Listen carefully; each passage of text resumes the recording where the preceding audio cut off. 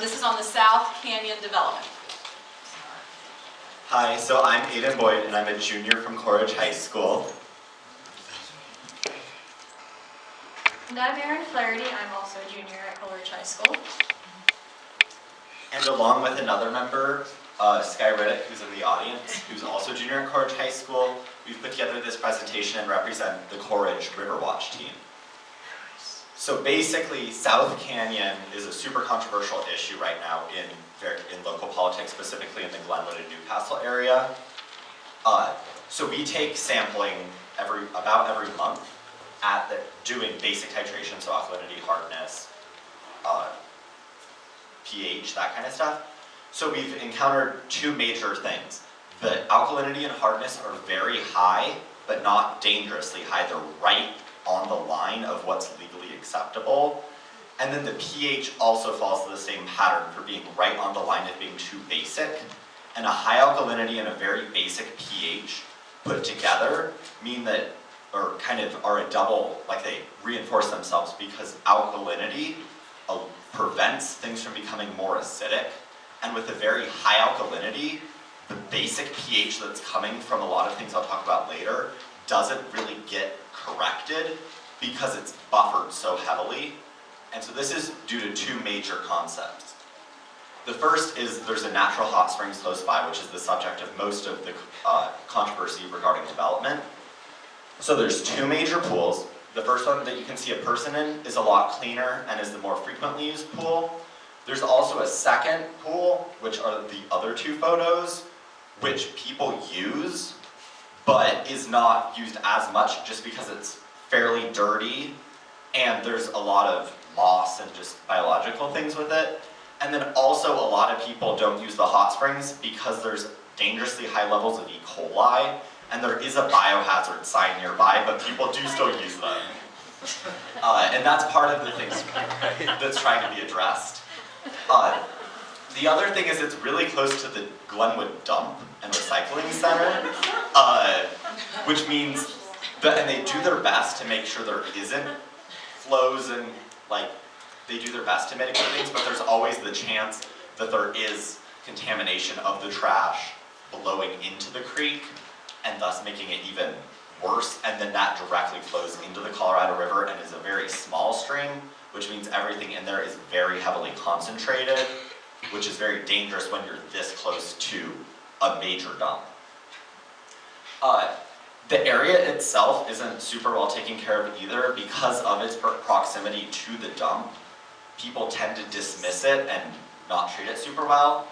So it was a little harder to find photos because there were recent cleanup efforts, but there's a bunch of, in that first photo, there's a bunch of broken glass, and you can find that kind of all over the area right next to the creek when you first turn off because it is on a road that takes you to the dump. And then if you walk along the creek, there's a lot of this kind of stuff where there's like rusty chain link fence or there's weird things people have just dumped there because they didn't want to take it all the way up to the real dump and have to pay for it. So they dump it along the creek. And then there are, right now, it's in this weird phase of like pseudo-development because things are happening and moving forward, but they're not quite as organized as some, like Steve Beckley would want. So right now, there's some trail development and significant trail work and erosion control, specifically with these kind of these barriers, and there's a lot of dirt that's been moved. Just seeing it once a month, there's often dramatic changes in the way the bank is shaped because of the efforts that are ongoing. And then there's new trail development, which means that there's areas that are becoming cleared that weren't always cleared, and bridges being built that weren't always there.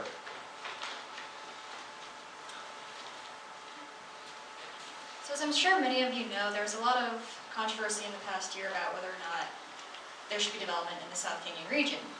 The city of Glenwood was more or less divided over whether or not there should be development or whether or not it should be remain undeveloped, essentially. One of the major reasons that people wanted to develop South Canyon is the water quality. As Aiden said, there was a large amount of E. coli that was very dangerous. It was found in the hot springs. It was slowly finding its way downstream.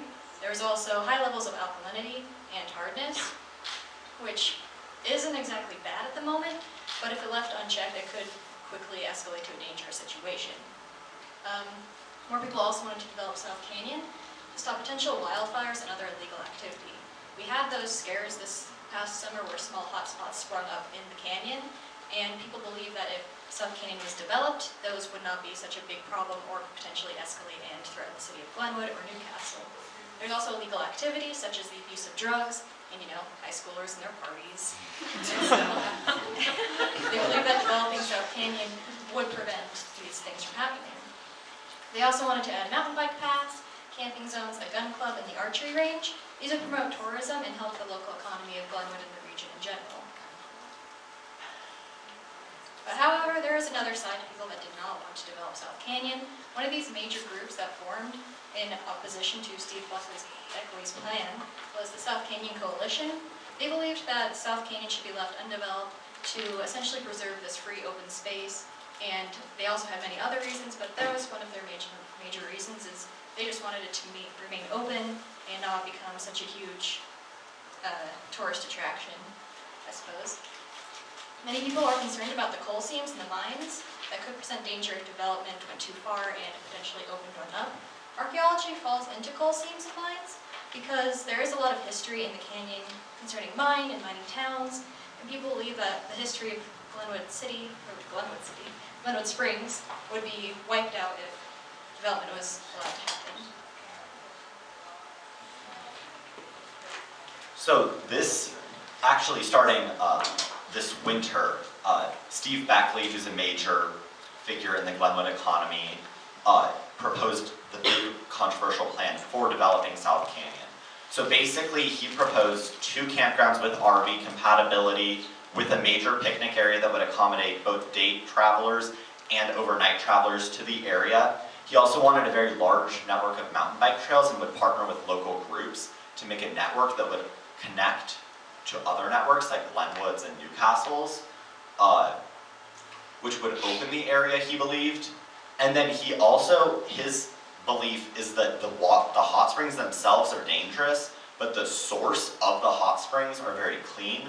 So he believes that if proper development is put in place, the E. coli will go away and the overall health of the South Canyon Creek and therefore the Colorado River will be improved if development efforts are completed. So things people really liked about Beckley's plan was they believe it got rid of an eyesore. The South Canyon hot springs are kind of colloquially called the hippie hot springs a little bit, and a lot of people see them as very negative because they're not necessarily the most aesthetically pleasing, as something like Iron Mountain Hot Springs pictured here is. And people also thought it would bring in more tourism, being a 3rd developed hot springs in the Glenwood Springs area, and people in Newcastle liked the idea of there being a connection from their mountain bike network to that of Glenwood's, and they believed that would bring them more money. And then a lot of people liked that it was Beckley, who has an experience owning Iron Mountain Hot Springs. He owns the Glenwood Caverns Adventure Park. So they believed that because of this past experience, he was exactly the right person to carry this out, although others disagreed, saying it would kind of bring the beginning of kind of corporate America in Glenwood. And an interesting thing that a lot of times is misrepresented is that there was a very slight majority, but there actually was a majority in support of Beckley's development plan. I believe it was 52%, which surprised many people, including Beckley, because he received such considerable pushback and there was such outspoken and organized opposition. It was actually surprising to him that there was a slight majority of the population that actually favored it. But the big reasons people really didn't like it was they thought it would make it less wild, because a lot of people think it has this kind of quirky, fun quality to it that you can only really get from a natural, undeveloped hot springs.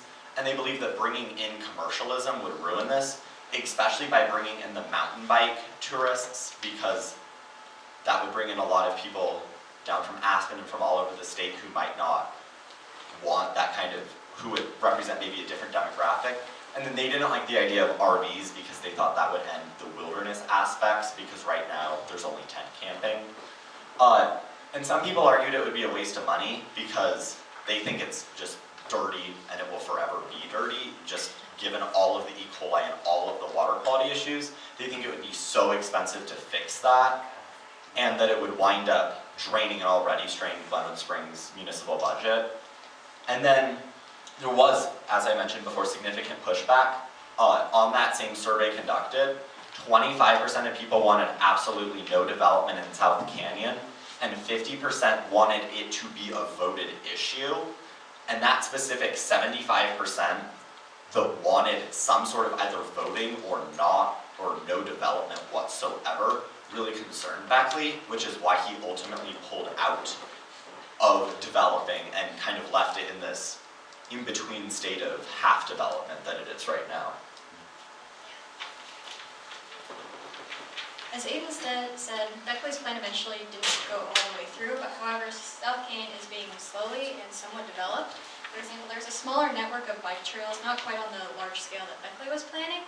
There are still bike trails being implemented, along with different other trails such as bike paths in association with the Roaring Fork Mountain Bike Association. And there's a bunch of trash cleanup to more or less clean up the area, simply because it was so dirty that volunteer groups, local organizations such as the Middle Colorado Watershed Council decided that if they would do whatever they could to clean up the area without having to do too much of what they couldn't do. There's also bank and erosion work to add up to the stream and to more or less make different paths and the development more accessible to other people. And yeah. And for this presentation, we'd like to thank Nate Higginson with the Middle Colorado Watershed Council, who leads our Riverwatch team, Sarah Johnson for putting on this whole event and allowing us to have the platform and really the opportunity to research all of this, and then Hillary Boyd from the Bureau of Land Management for a lot of coordination efforts to help us with the Riverwatch team. Any questions? How's the land ownership in the canyon and the control of the property right now? So I don't know super well, but the city of Glenwood owns a significant chunk of it, which is why development is allowed and why this is kind of almost seems impending for a lot of people, because they've left it they haven't messed with it very much. They've left it kind of up to nature and up for the users to kind of deal with, like, whatever happens. But if it were developed, Steve Beckley would have either likely purchased it from Glenwood or worked with the city of Glenwood to really allow for that area to be more open. And right now it doesn't look like, it looks like it's just privately owned. It doesn't necessarily look like there's a city managing it. It's just kind of left on its own. I ask that because if there's such a problem with the hot springs, why they wouldn't be able to just shut it down, close it off, fence it off, as it is such a problem with pollution. I don't know for sure. I think it's because there are a lot of people who frequently use it, and I think there's the thought that if they did that, people would just still use it. Like, because it is used pretty frequently in the group of people that tends to frequent natural hot springs. They use it. And a lot of those people would be willing to either break down fences or climb over fences, and even if it was closed, still enter. Great presentation, by the way. So as people who are involved in the Riverwatch program and obviously know the area pretty well now, what else would you like to see done to this area? It sounds like it has this really wonderful potential to draw people in, maybe not the way he proposed, and still be taken care of, and be a really attractive place, not just pretty, but a place that could be used in a certain way. I don't know, what do you guys feel about that personally? I kind of enjoy what's going on with development at the moment. Like, I believe that the bike trails are a good way to bring in more people to the area, but it isn't exactly what Steve Beckley's plan was doing. It doesn't bring in all these people and keep them there. They just pass through. And I think it's going to be good because it'll bring more attention to it, and if there's more attention brought to it, it'll hopefully get more cleaner and overall just become a better place and eventually stop being such a bad place that it's considered to be now. And personally, I think there should be some development in the area. I think they should be developed, but I don't think they should be developed to the extent that Beckley wanted. I think there should be some more formalized campgrounds, so there's not this weird dispersed, somewhat illegal camping often. So it's formalized and so that they can enforce laws, because there are a lot of issues with wildfires and possible, like things like what happened in that assault fire, Lake Christine, where people just wound up accidentally like starting a major fire. There are worries in South Canyon of that happening. So I think if there is some development and the pools are developed so that they're cleaner and they're safe, but I think it's still a really key thing about that. It shouldn't just be another Glenwood Hot Springs or another Iron Mountain. It should still retain that, the kind of the quirks that make a natural hot springs, like that draw people into that. And that is a big tourism market. Yeah, did you guys hear that potentially the Colorado Natural Heritage Program was, it was just a thought about bringing them in, or some other organization like that? I don't know if you're familiar with them, but to actually look at, you know, the actual wildlife and plant communities and what's actually going on in the area. I thought that I'd heard that that was a possibility, and I wondered if you thought that was potentially a good idea before you would go in and put mountain bike trails hither and yon, before you understood what was sort of going on with the ecosystem and what, you know, what it needed to sustain itself. I was unfamiliar with that, but I think that would be valuable, because you should make sure, like, you should understand the impacts of what you're doing before it happens, and understand that you're going to lose, even though it's not wilderness, you're going to lose a lot of wilderness characteristics if you're allowing mechanized travel through an area. And I think that surveys like that should be conducted before they try to open up this area that's relatively inaccessible at this point. I hadn't heard about that either, but I think it would be a good idea because, as we said, it's kind of considered to be this wild-free place, and it wouldn't make sense to encroach on it before taking a full evaluation of what you're encroaching upon. All right, let's give